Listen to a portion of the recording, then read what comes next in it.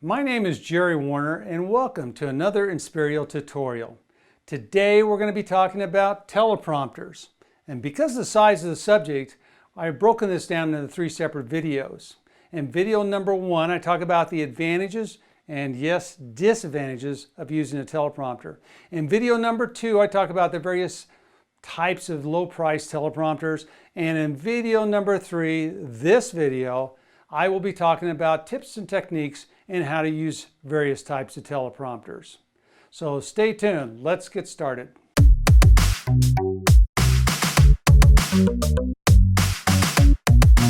Welcome back.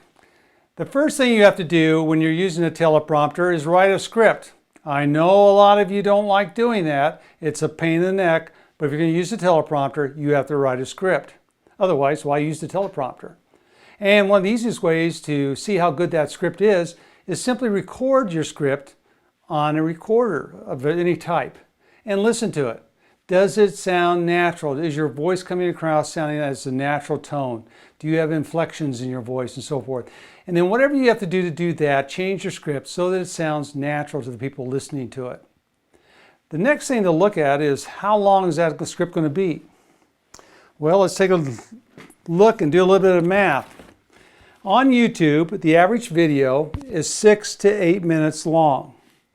If a speaker speaks at an average speed of 160 to 180 words per minute, give or take 20 words per minute, an 8-minute video times 160 words per minute equals 1,280 words, or the equivalent of 3 pages of text, give or take a half a page. So this gives you an idea how long your script would be in most cases for a YouTube video, which is really not all that long. The next step is to know what kind of software you're going to use. They're all pretty good. On my computer, I use freeteleprompter.org, which is a free program. On my iPad, I use Teleprompter Plus app, and it is pretty good. That's the one I use most of the time. Now, the first thing you have to do when you're setting up your teleprompter app or program is you got to be able to bring in the text. And in some programs, this can be a pain in the neck. And that's one thing you might look at is how you are able to bring in text. In other programs, it works pretty easy. The flow of actually doing your script and bringing it right into the teleprompter software. And all of them offer you the ability to go in and change or type it the text directly into the program. The next step is to increase the size of the text. You want to have the size of text large enough so that the person who's reading it can actually see that text clearly. And then you want to adjust the speed. The speed is adjusted at a faster rate than you normally talk. Not much faster, but a little bit, so that you can use a device like this on the keypad that's connected Bluetooth-wise to the iPad, that I can use this to start or stop the teleprompter.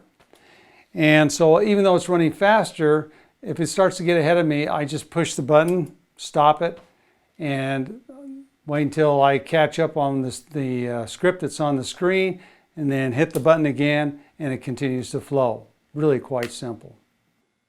Let's talk about reading the teleprompter. What you want to do is be able to read it with a dynamic voice, where it doesn't sound as though you're reading the teleprompter. And how you do that is you kind of think about yourself as being an actor, that you're playing a role, and then you read it as being part of your role. And that way it will sound more authentic. I'm very bad at reading a teleprompter. I have found a lot of people that are very natural doing it, and then there's people like me that are not really that good at doing it. But this particular teleprompter is now set and it's running. You see it's running at a certain speed. I can actually change that speed. And like I say, you can change the size of the text, but I can actually bring this up and make it go slower or faster. I kind of like it around 5, about there. And then I can stop the teleprompter wherever I want.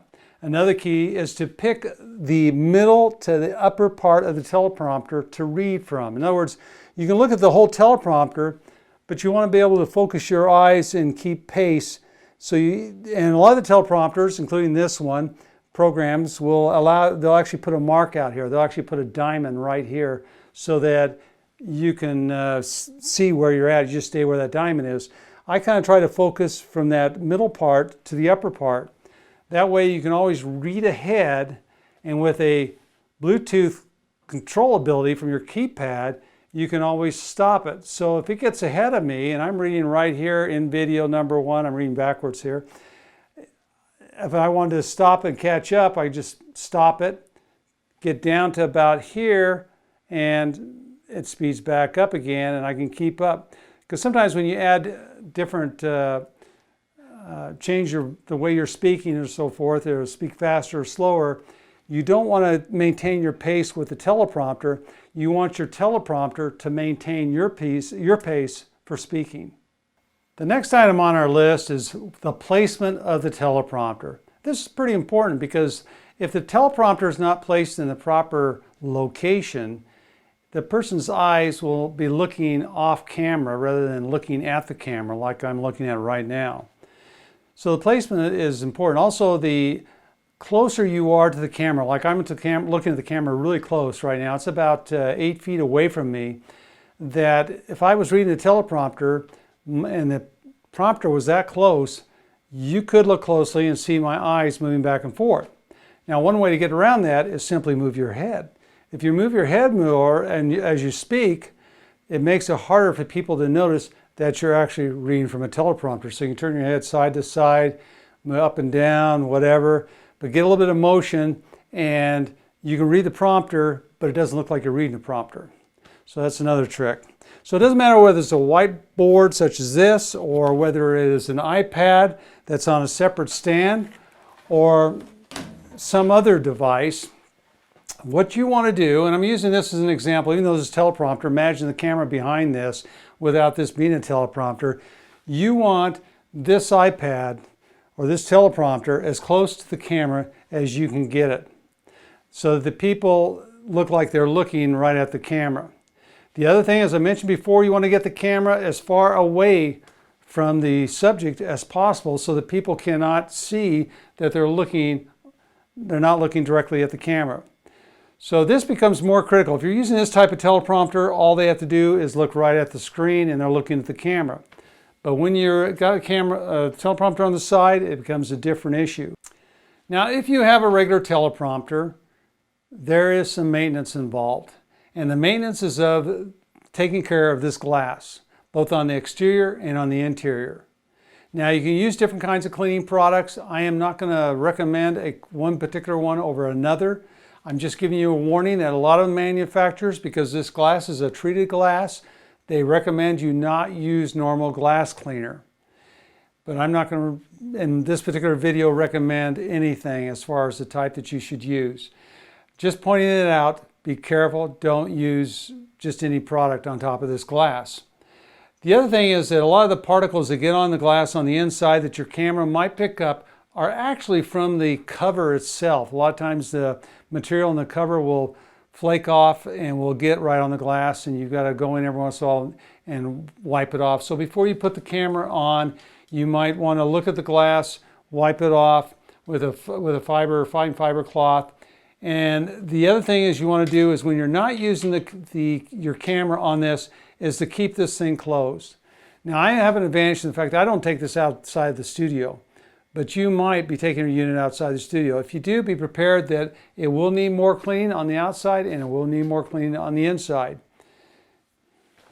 Now, that's this video. I appreciate you watching this video. If you want to see our website or blog that pertains to this YouTube site or YouTube channel, go to www.inspiriotutorials.com. And I hope you subscribe to this channel. Thank you.